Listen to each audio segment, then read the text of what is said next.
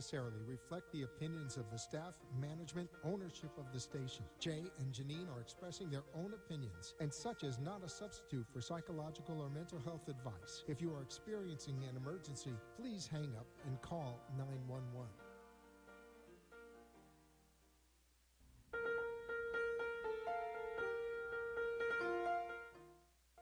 Good afternoon and welcome to the Momentum Mindset Show, where we're talking everything personal development, coaching, health, and the law.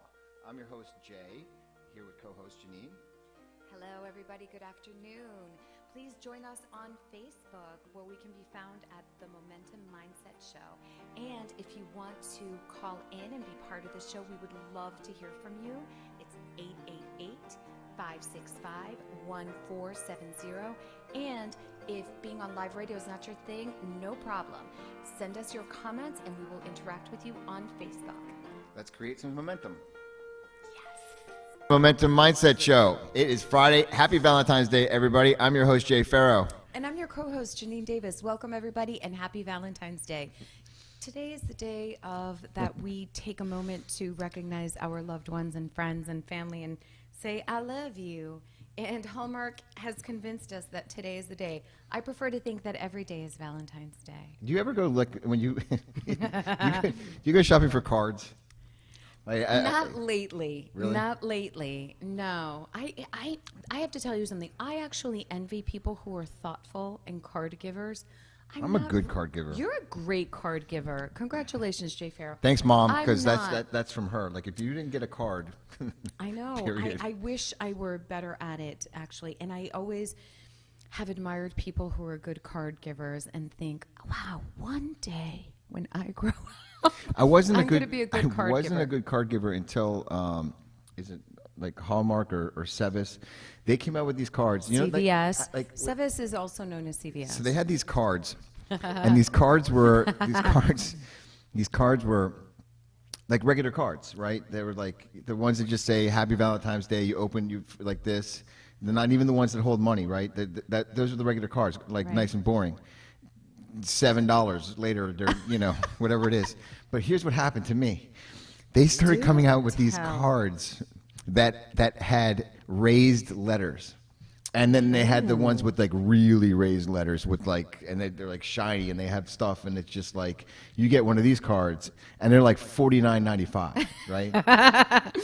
No doubt. They're so, no doubt. They're so bougie, and I'll tell you. I know. As soon as they started coming out with those cards, it was like, why spend $7 when you can spend $49? I think that this is kind of your motto in life. Why save a buck when you could not? I mean. Well, you can have the attitude like, it is a commercial holiday, and you can a lot of guys get into the dumps about this holiday about, oh my God, I have to buy the card, get the gift. I mean, you see the shameless ads that some jewelry companies have about Valentine's Day, they do? See, they're not targeting you. That just makes total sense. You're targeting someone like. Well, and the thing is, too, like I really don't pay attention to. I think this says a lot about me. I don't pay attention to mass media in that sense. All right, I just want to see if any of you guys are watching the show. Call us in 888-565-1470. We're going to talk about a bunch of things today. One of them is Valentine's Day, and here's what reason why I want to go down this path for a little bit. Because it's the story about the holiday. Your story was a great story. Some people's story is, oh my God, it's a made-up holiday. It's so that way somebody can go out and spend $49.95 on a card, and a couple of pieces of jewelry. I have a couple of cautionary tales about it, but yeah, we'll get into it because I used to be terrible. But about it's this the story that's generated, and one person buys it, and someone believes it, and then all of a sudden, you're spending that. Yeah. $49.95 on a card. On a card. Handmade by... Because it becomes a good enough conversation. Did I spend enough? Did I do enough? Did I, am I being man enough? And then it's the story enough? It's the story really? of... Because it's not just the gift, right? Well, because I think for men, and for what I understand, some men... Some. It's about... did the person like it, and was it good enough to show off to everybody in their circle? So it's like, it's about Wait the a second. reverberation of looking good, right? That's an important thing because because the people that are in the circle are meaningful in that person's life, you know? And the Are story... you trying to make something superficial deeper now? I'm trying to make an analogy because we're in a show that we're talking about creating a momentum mindset, and I was thinking about the momentum mindset today. Okay. What is a momentum mindset? And I'm like, well, it's the opposite of being stuck. I'm like, well, that's good because it's like, how do you keep that mindset that your mind's always thinking, I want to be in momentum, going after my dreams, my loves, my cares, my wants. That is the momentum mindset of knowing when you're stuck and how to get out of it. And when you're going after anything, and you know, this week, you know, just like anything, you know, it was an interesting week. I think if nothing else, we always have interesting weeks. Yeah. We really, really do. And I tell you what, you know, we have people laughing at us all the time. Yeah. You know, what's interesting is like, and I have this over resounding theme in my head. It's like, universe, you can't hurt me anymore. It's like, oh my gosh. I've calloused my entrepreneurial mind such that you know, the things that bothered me like a few weeks ago, I'm taking it on the chin and letting the water roll off my back. And so how do you feel about that? how do I feel? That I actually feel like I've grown. I feel Wow, like congratulations, that's amazing. yeah. So I would say I think we were having, again, a similar experience. And I think I told you this yesterday, I'm not focused on what is. I am very, very focused on what I am creating and not getting stuck on circumstances or what it looks like in this red hot minute. Mm-hmm. Because I understand that I'm creating momentum and we're going places, and it can look a certain way for a certain period of time, and if you get fixated on that, you can only expect more of it, and I expect better and more. So, getting back to this week, for me, I think that all told, it was a good week. Sorry. What?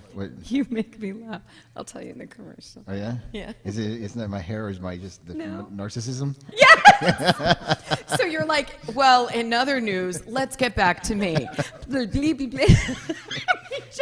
What I love about it is how overt you are about It's it, and how authentic. you're like, yeah, it is authentic. It is so authentic. And I know. We have our producer literally cracking up so hard. I recognize I've tied this down to actually what goes on with me, right? It's this. It's that it does the things that we go through. You know, it's my coping mechanism. It's one of my coping mechanisms. Is my apparent, you know, narcissism. Oh, so you're faking the narcissism? No, wait. I'm not saying that I'm faking it. I'm saying it's a survival technique. I'm saying it's a survival. It's a survival technique. You know, everybody's got something that they do. You know, some people have nervous tics. I mean, I just think the world should revolve around me. You know. Ladies and gentlemen, you hear it. You heard it here, live and in person. I was saying something to someone today. It's like I've done a lot of work in the last 3 years, and I've noticed that when things have been hurting for a while, I do become very self-centered. I do become very self-centered. And ever since I became engaged a couple of weeks ago, I started to identify exactly how self-centered I actually am. Because I've never thought about like the concept that I could be a husband one day, let alone play a team in that context. And I started to notice things about myself that are extremely self-centered, and I'm owning that in order to create a better relationship. But there's those things that I know that this comes up a lot, and it is kind of cute. It is kind of funny.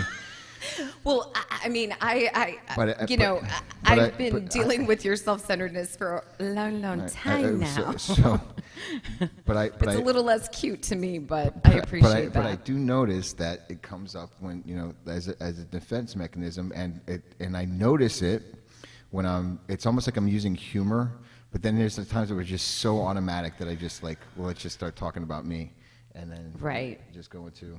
I mean, I know you. It's other. Yeah, this is something that is very authentic to your way of being. In fact, someone asked me if I was a guest on my own show because you wouldn't stop talking. Really? Yeah, I was like, yeah. Well, welcome. I mean, you're consistent. I mean, Oh my God, Jay. See, this is the thing. Like, what a lot of people don't understand. Well, Jay makes me laugh a lot. A lot. Like, I find you so funny and so humorous from and, the and so perspective many of things. like, and I feel really bad for that dude. no, not at all. Not at all. I just genuinely find you like, you're funny. You have a very interesting sense of humor. So I'm glad that we're talking about this. I was thinking about this. So please, let's get back to talking we're about talking about you. the story. We're just talking about the story of Valentine's Day, and the story is for whatever your story is, will create the experience for Valentine's Day. And for me, I chose to do certain things today for a number of people in my life. Yeah.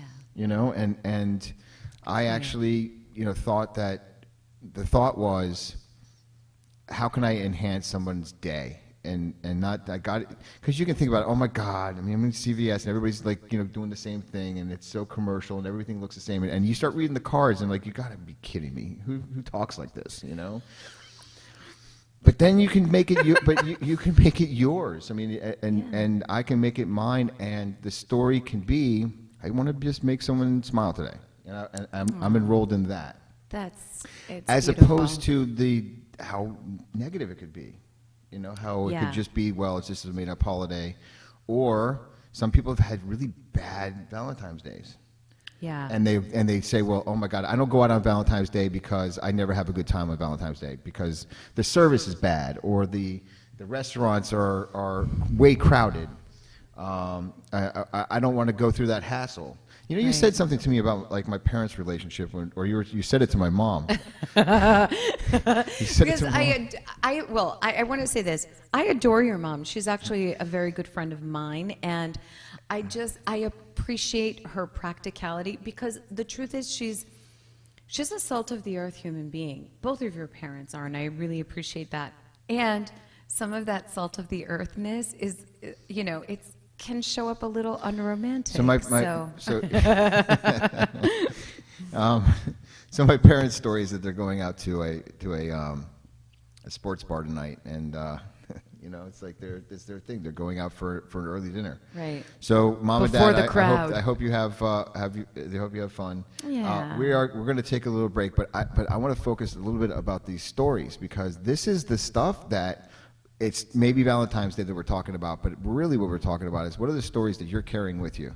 What are the stories about wealth? What are the stories about starting a business? What are the stories about picking up that journal that it's stopping you from doing that next thing to achieve the world that you want to live in? And we will be right back right after this commercial break. From Farrell Law Firm. Yeah, it's my son. Yeah.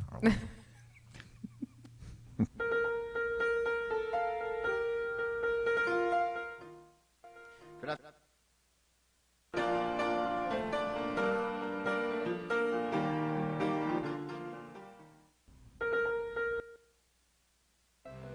Farrell Law Firm, standing up to corporate bullies, using innovative, aggressive, and effective strategies to resolve disputes effectively and timely. Contact us at 954-252-9818, online at farrelllawfirm.com, and on Facebook at Farrell Law Firm. We look forward to being of service to you.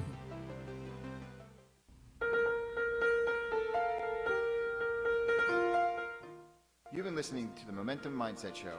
With Jay and Janine, give us a call at 888-565-1470. And now back to the show. Welcome back, everybody. We'd like to get back to Jay.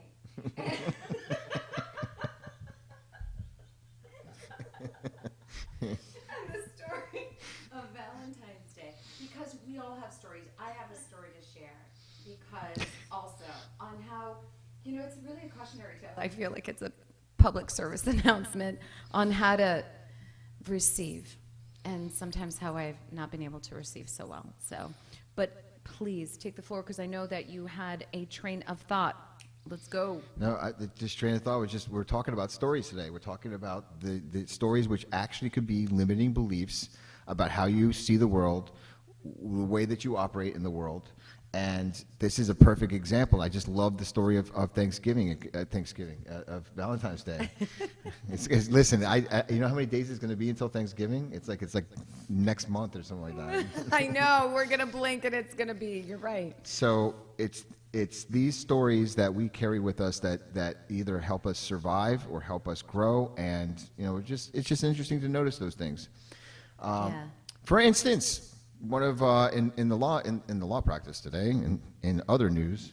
Wait, I want to tell my Valentine's story. Okay. Let's do that.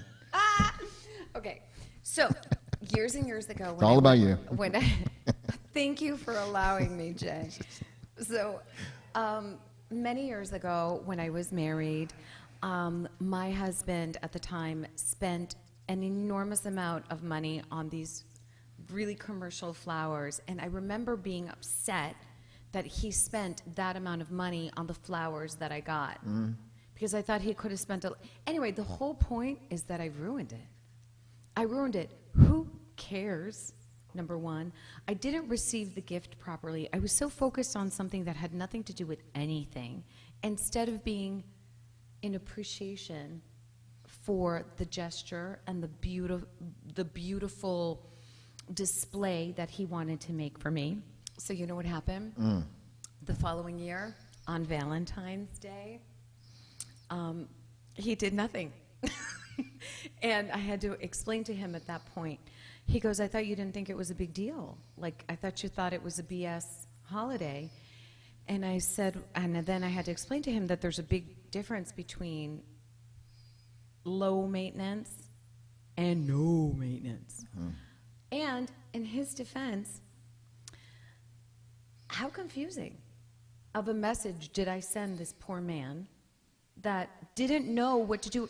And here I thought I was being righteous and thinking that I was right. I was right the first time because it was a stupid thing to do to spend that kind of money. I was right the second time because how dare he not show up with something? I mean, it's just, it really gave me a bird's eye view on, wow, sometimes as the recipient, you get to show some grace and appreciation instead of judging the gesture so harshly. It was a huge lesson for me because I couldn't see myself doing that. One of the things that came up in your story was that the stories led to expectations, to two separate expectations, not just from you, but also on both sides of the expectations. And then it led to not only not meeting expectations in both years, it also led to hurt feelings, and I'm sure like a ripple effect. And my poor husband was frustrated as heck because damned if you do, damned if you don't. And what I learned from that was stop trying to control the outcome, Janine, and receive. Well, of course you were right about the first year because spending that much money on flowers is just absolutely ridiculous. But I'm just let me finish. Where did that story come from? From your parents. My parents or your parents? Both. Good point. We love you. I love you. I love everybody. And how I think this is value is that if your life expectations aren't being met, okay, and we don't even know where we get those expectations from. It could be from our parents or whatever that story is. And movies, I think. Yeah, you know what? Yeah. Every time I see a rom-com, I'm like, aw. And then I have another voice that's like, this movie ruined my life. No one in real life is this cute, this good, this grand, this blah, blah, blah. So, yeah, I think that certain things in culture kind of ruin the expectation.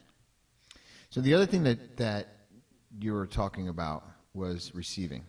Yes. Okay, and just allowing the experience to unfold. Yes. Now, maybe, like you said, that there's boundaries, right? I mean, if he were to go out and buy X amount of flowers, okay, and then the next day the sheriff's knocking on your door for foreclosure, there might be some off balance, right? Clearly. Because yes. one of the things that I'm attempting to create in my life, because somebody asked me this today, actually 2 people in the last week, is what do I want as far as my life experience to be? And I said I would like a sustainable joy, contentment, satisfaction, as opposed to my experience currently, which is more up and down roller coaster. Right. High highs, low lows. And we unpacked that a little bit, and it related to stories, expectations, and also how long I've been living in the fight or flight from the traumatic experiences of my past. And that all that science and then the woo-woo mixed together, within all of that is my true desire, my true want is to actually figure out sustainable satisfaction, contentment, joy. Yeah. Sustainable. I think that I heard something again this week, and it's really interesting. So I'm going to point something out. We have so much work to do, and we talk about work so often that we don't connect about these things really until the show. Because on the way up, we're like, let's try not to fight. Let's try not to fight. Please, let's not talk about money. Please, let's not talk about no. So it's interesting because in other news, this is what I've been experiencing too, where I realize that, and I've been listening a lot to this very message, that true joy is somewhere in the middle. Like it's not a high, but it's certainly, much closer to that than it is to the things that we experience. And that's what sustainability is. And that's what actually generates a lot of momentum and creation. It's actually the sweet spot. There's like a sweet spot for it. And it's not at the top. It's somewhere in the middle, because that is much more sustainable. And it's not constant ecstasy and like whatever. It's not. It's somewhere in between. And it's a question of degrees. And that is much more sustainable. Yeah, those high highs and the low lows is something that again, I'm working towards. And it's unpacking all the stories and all the expectations and the blueprint that I have for my life is, and you know what? There's some songs that I learned when I was on the piano when I was growing up. And most of them for Billy Joel. What is like my life, which was get out of my life, leave it to me, it's my life. Yeah.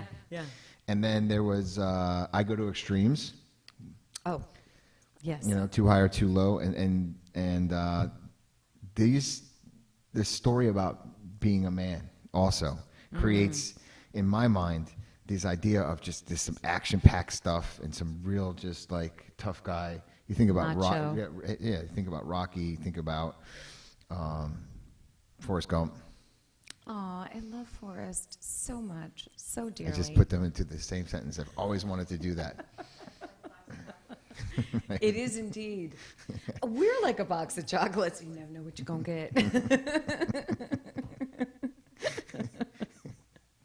We had some coffee and some sugar before the I know, so we're a little broadcast. Which is a good change, because like sometimes you walk in here and it's just like, oh my God, Yeah, sometimes it gets and again, for me, my work is to find some semblance of joy and appreciation regardless of what's going on. So I don't know to if that really sustain that regardless. That's the practice that I'm practicing right now. The work we've been doing lately, Janine and I, and we've been working with our coach Donnell, and we have, like we called out like last week or the week before that we are written out the Momentum Mindset program. Actually, we had this is good news. We got the trademark in for Momentum Mindset. Yes, we did. So good. And we have a couple of pieces that we're going to be building out. We have scheduled time to start working on this. We don't exactly have a date that we're working on as of yet. Right. And we want to say that because we made an announcement that we're launching the Momentum Mindset training, and we are. Yeah. And we also didn't know how much more work is involved. So we're getting through that piece, which is very exciting. But we've made a schedule, and we're going to start working on it in earnest and creating something that is that lives into the vision and our perspective on transformation. Keeping me on track just requires with me working with somebody else, becoming accountable, and that from day one.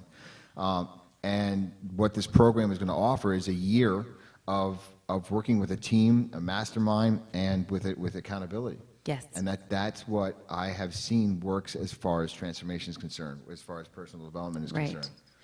And I think the whole thing too is momentum is such a beautiful momentum mindset trainings is such a beautiful niche in this whole world of transformation because it addresses the gap between seminars. It addresses creating the gym per se, which is an everyday expansion and utilization of muscles to create the habits, to create the life that you want, because it requires an enormous amount of discipline to keep yourself on track, because life can show up in ways that can be distracting, disheartening, or really amazing, and you can get off your path every now and then. And so we provide a structure and a container to nurture. It's going to be and grow. It's going to be a year of challenge. Yeah. I was driving into work this morning. I was like, I don't know how many people out of 1 million could possibly do what we've done in the last number of years. I just don't know because of how many questions that come up on a daily basis of stop, don't, so many danger signs and so many warning signs, and you keep pushing through, and you keep pushing through, and you keep pushing through. Yeah. And I think that one of the things that supported me this morning is realizing that we literally burnt the ships. Like there's nowhere. Yeah. There's nowhere really else to go if we've come this far now. Right. I see land and it's coming up as far as the businesses that we've built, and it's like we're here, and it's uncomfortable and it doesn't feel good, and I see it. I finally see it. Oh, thank God! Yay, that's amazing. Because I have seen it for a long time, and I know that you've struggled with that at times, and it's a LASIK surgery. And I've bugged you a lot of times and made you mad a lot of times in the past when I would say to you, I didn't come this far to just come this far. And it's interesting that now you're actually saying that yourself. And I knew, like, this is one thing about me that I will say, that I'm super prayerful, and I have developed my spiritual life. And so there are a lot of times where I have no interest in controlling or manipulating or doing anything of the sort. I will throw it out there and I'll pray. I say it to you, I see that you're not open, and then I'll stop saying it, and I'll just pray about it. And then lo and behold, I leave it to the infinite intelligence, et voila. I didn't know you were going to say that here on the radio. Well, and this is an answered prayer. I see it, and I see it in little things. So, in other news, yeah. Go ahead. Okay. Well, I'm just saying the results, right? So we're talking about, like, one of the businesses that we're running is a law practice, and we are almost exclusively doing cases where we're prosecuting organized crime in civil court, and then the other piece is that we build corporate architecture to help people build businesses. Absolutely.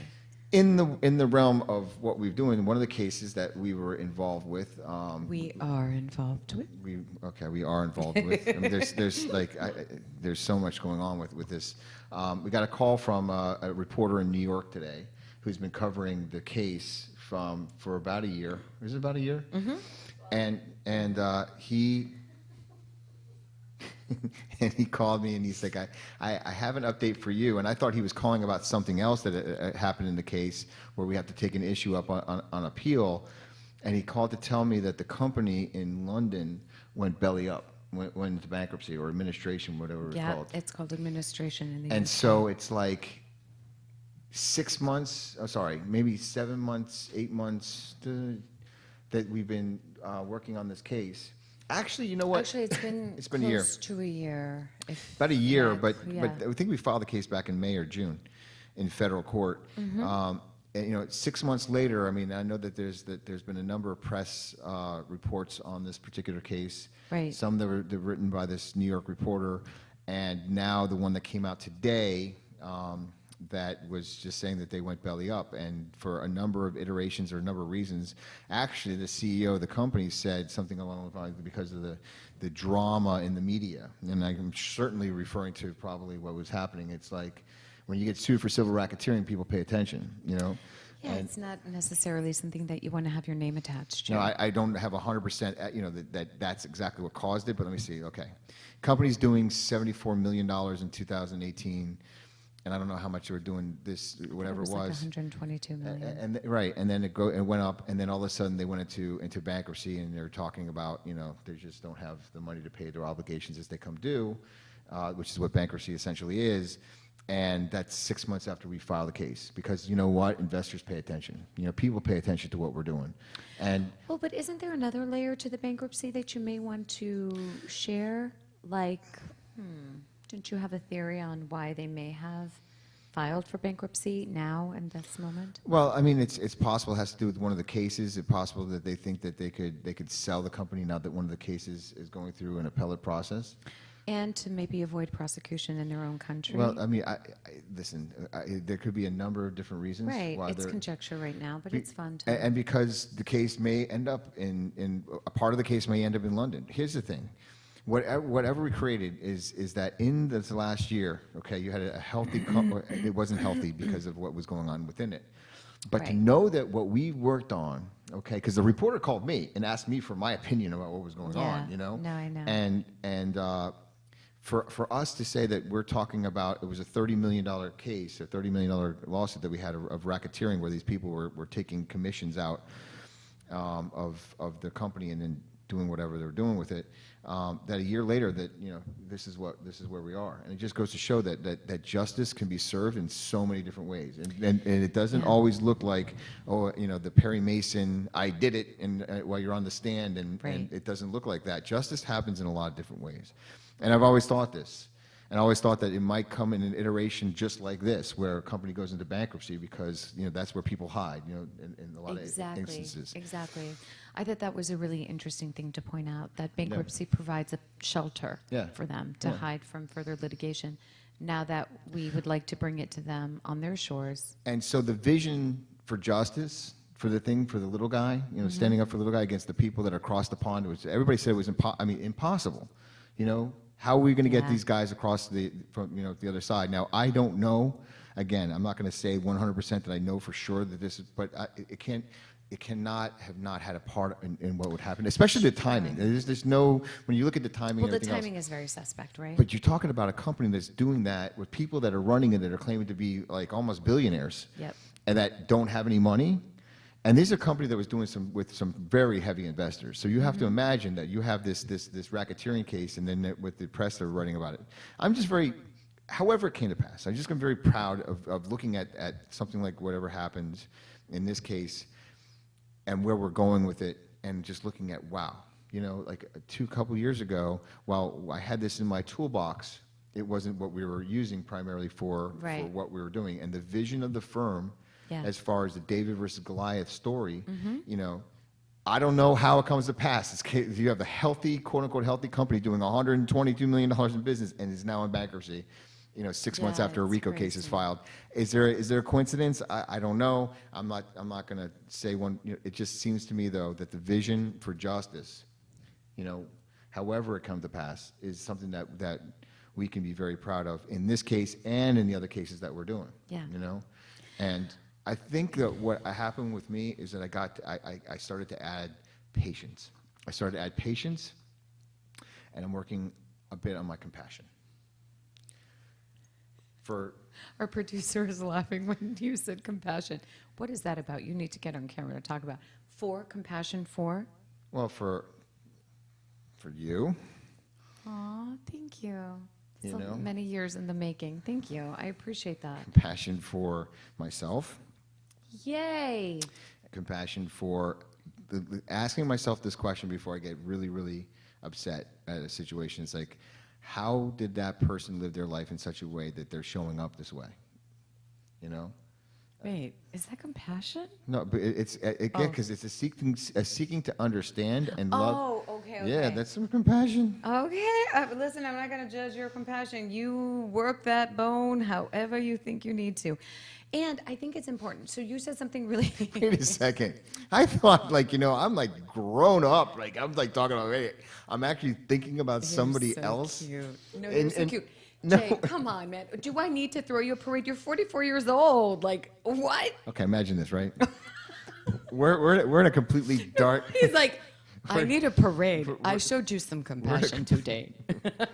We're in a completely dark room. Okay, let me give you this analogy, right? Okay. All of a sudden, I'm like in this dark room for a long time, right? And I find a lighter. And I go like this, and I light the thing. Now, Yeah. there was absolutely no light. Yeah. Okay? And now I got a lighter, right? Mm-hmm. Well, not only did I find a lighter, a couple days later, I found a flashlight. Okay? And I turned that Yeah. on, and there's enough light in the room because I have now a flashlight. So if I went from complete darkness, where I was just like, all about me. I mean, I don't care what your excuse is for showing up the way you're showing up. You're a schmuck. You're a schmuck. That's it. You're guilty of being that. And now I'm like, there are some extenuating circumstances here. That human being wasn't born a schmuck. There's some things that happen along the way. Sure. There's a song by Jimmy Buffett, and I can't quote it here. I don't think. But it questions, were you born a schmuck, or did you work on it your whole life? So what I'm saying is, I started to add a little bit of compassion, and what opens up is, yes, I have been asking myself, in a lot of different circumstances, what is that person going through? Wow. Okay, so that's huge, and congratulations. Thank you. And it is growth. I experienced something with you, I think, last week. That was a big growth moment for me because as being someone who sometimes is on the receiving end of the non-compassion, what that does over time is I meet you where I meet you in the middle, right? So it's like, I'm not getting compassion, so I'm not giving compassion either, and that's my natural state. So I will always, 9 times out of 10, give the person the benefit of the doubt or whatever the case may be. Some people think I give them an out or excuses. It's not. It's a genuine thing from love because I do have a natural propensity to consider, what is that person going through? So we experienced something last week where there was no compassion coming my way. And so my defense mechanism was like, oh yeah? Well, you're not getting any from me either. However, what I realized in that moment, which was a huge growth moment. There's like 3 moments I'm thinking about when this happened. It could be any given day. You probably don't even know exactly what it was. But so what I realized during that day, and I think I even expressed it to you, is I know you're upset right now, and I know you're really upset with me. And to the degree that you're upset with me is the degree that you're upset with yourself.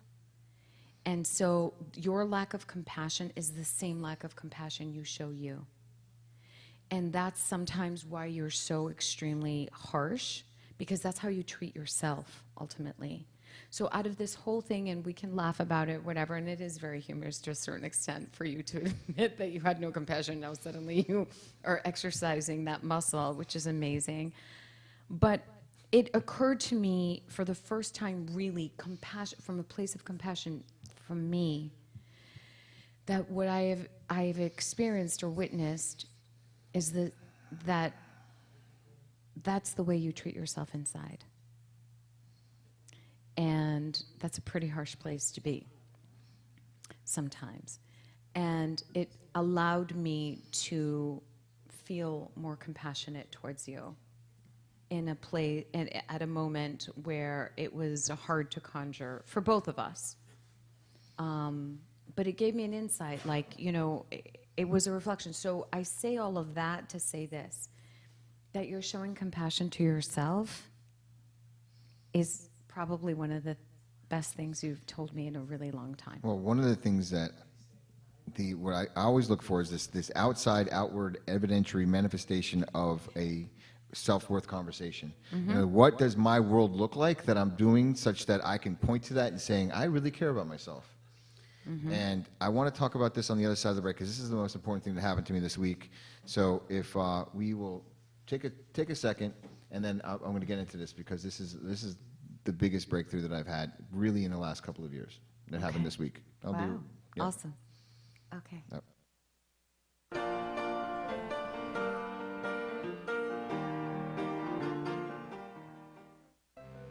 Farrow Law Firm, standing up to corporate bullies, using innovative, aggressive, and effective strategies to resolve disputes effectively and timely.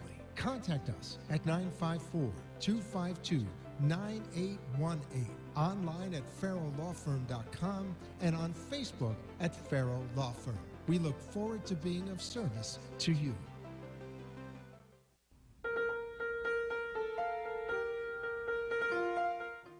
You've been listening to the Momentum Mindset Show. With Jay and Janine, give us a call at 888-565-1470. And now back to the show. Welcome back to the Momentum Mindset Show. Welcome back indeed. But I want to touch on what we left off. But I want to say that Jay and our energy has caused a commotion here in the studio, and our producers are going a little loco, and it's a lot of fun. We so heard I that something just went appreciate it. right in the. No, what it was is something is going wrong, but it's right.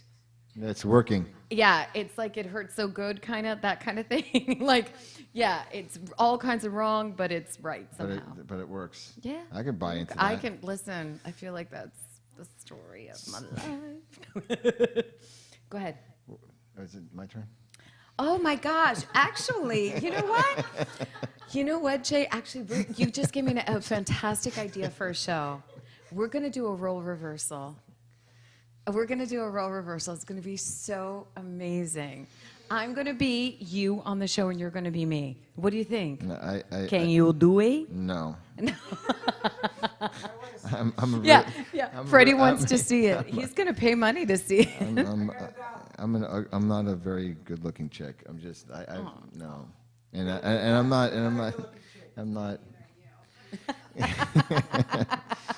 All right. Okay, go ahead. But okay, so for the last couple of years, I've searched and I've tried so many different things to figure out what works in my life as far as a schedule is concerned.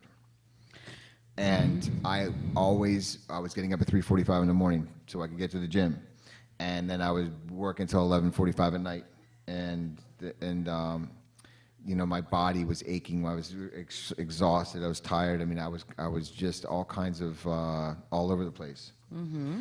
And the thing is, when I worked out in the morning for like 2 hours, and I probably got to the office, there were so many breaks in my day. Like, okay, I woke up at 3:45, then I ate, and then I was at the gym by 5:15, and 5:15 to 7:15, and I went home, took a shower, and then there were some days I was like, all right, I'm just going to leave from the gym and just go right to work. Right. So I'm not going to take a shower before I get to work, and then that's going to be the answer. And then it's going to be, you know, let me try to sleep a little bit more, and let me add this to my day. Let me take a nap in the middle of my day. I mean, there was 1,000 ways that I changed my schedule over the last couple of years in this transformation of my business and my life, and I couldn't get into flow.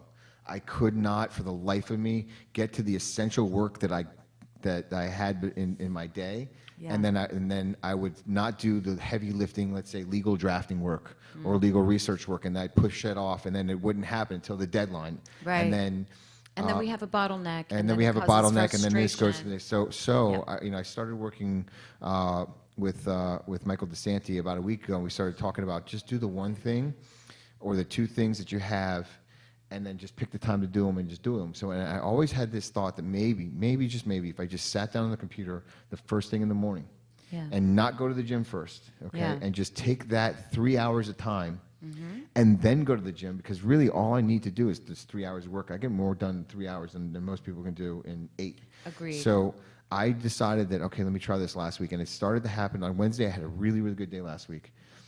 And then on Thursday, I do what I do. I took a bat and I just punched myself in the gut. I scheduled a call at 8 o'clock in the morning, And ultimately, that call didn't happen at 8 o'clock in the morning.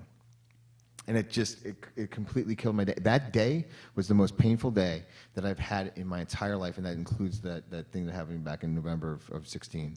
I was so angry and frustrated, and I didn't understand why. I hated myself so much to know exactly what a call at 8 o'clock in the morning was going to do to my schedule and my day, but I did it anyway.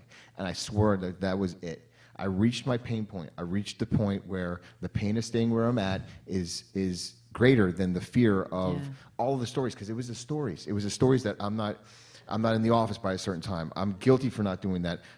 That I need to be there, and all these stories that are running in my head. And finally, I said, no more. The madness has to stop. So on Friday, I did the same thing. I went to the computer. I did my work.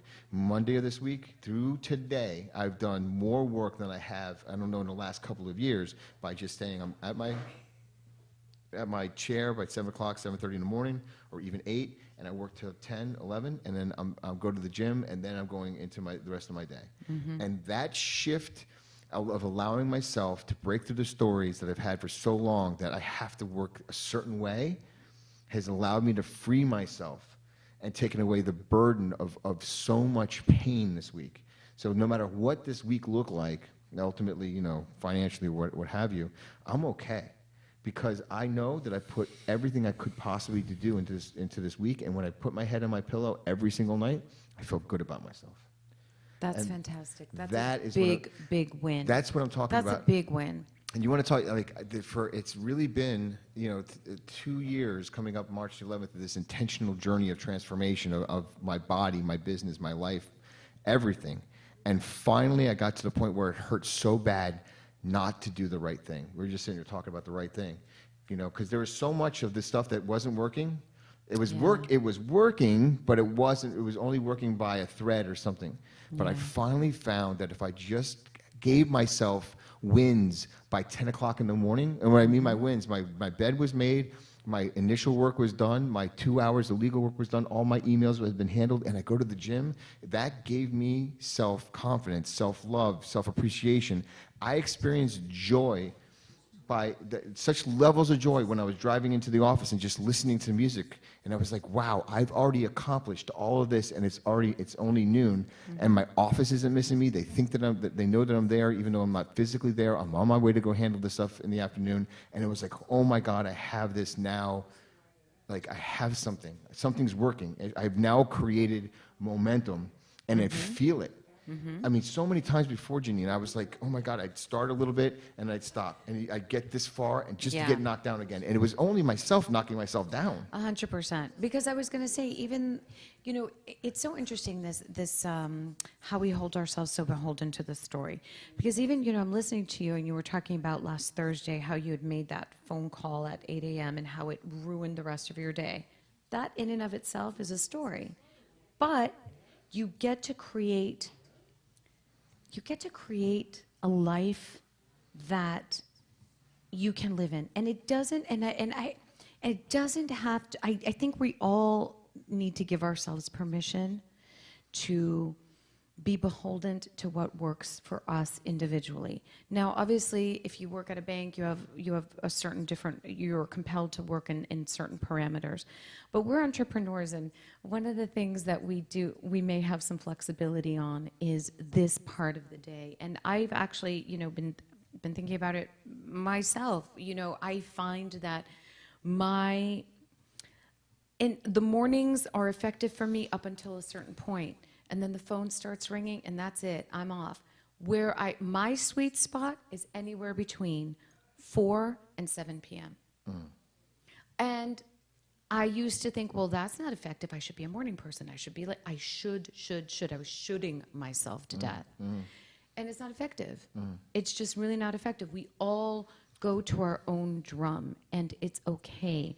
So I'm really pleased to hear for you that you have granted yourself permission to organize yourself in such a way as to accomplish what needs to be accomplished in a way that works for you. It was amazing because I literally look back on my life for the last 2 years, and I'm like, oh my God, that's where the compassion came from. This is where the conversation, I'm like, how did he do it?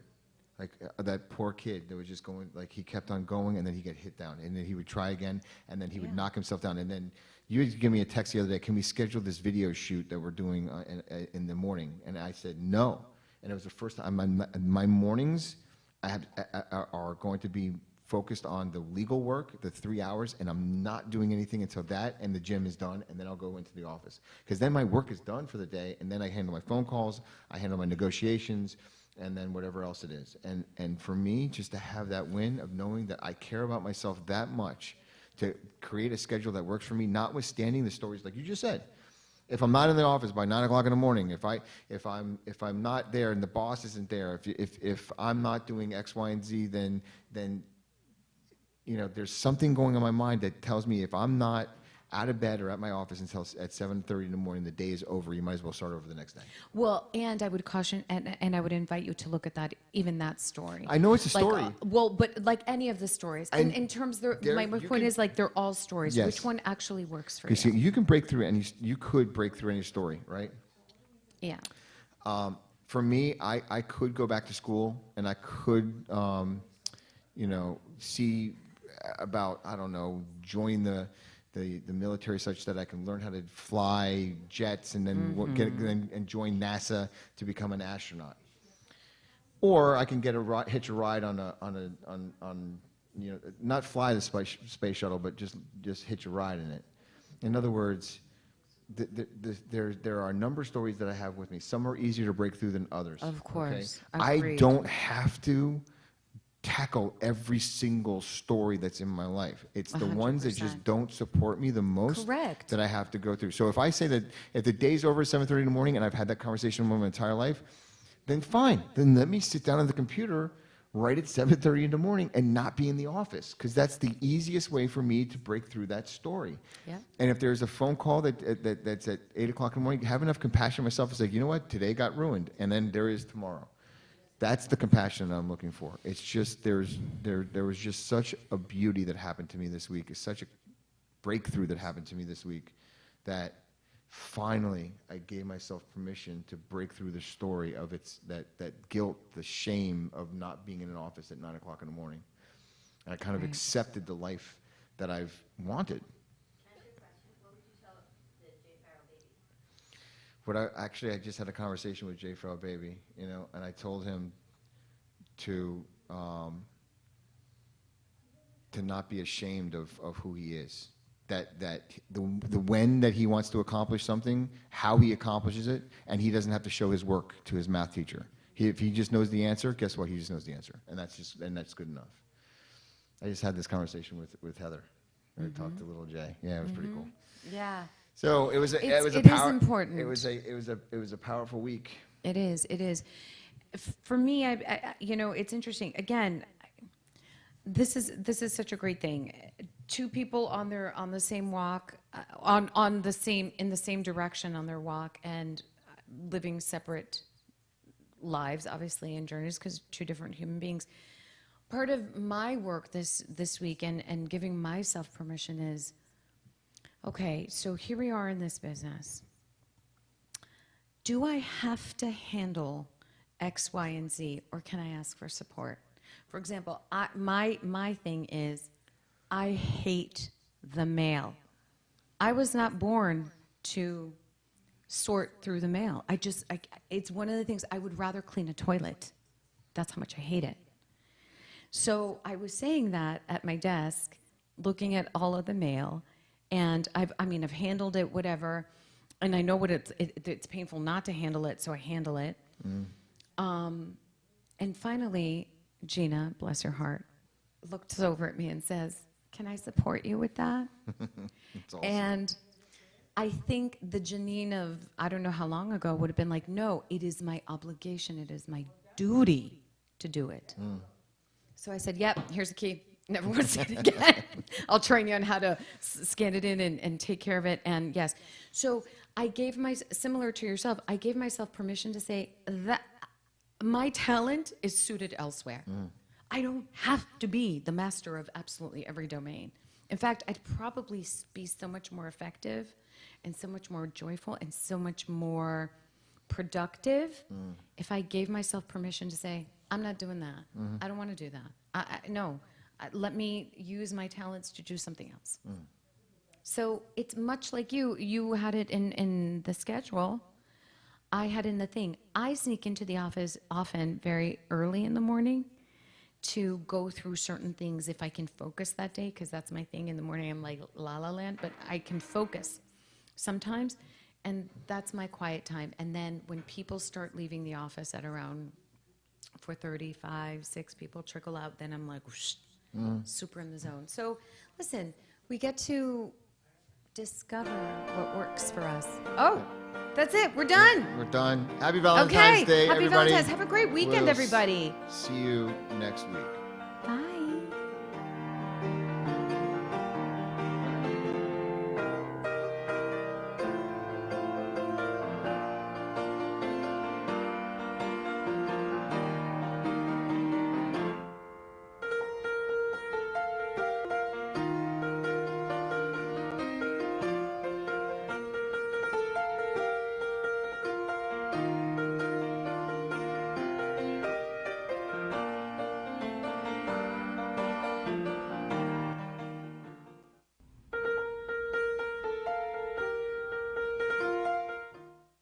Thank you for listening to the Momentum Mindset Show. For your hosts, Jay and Janine, we'll see you here next week. Thank you for being real, authentic, and honest. If you'd like to reach us, please contact us on our Facebook page, The Momentum Mindset Show, or on our office phone line, which is 954-559-6987. We are stronger together. And remember, keep going.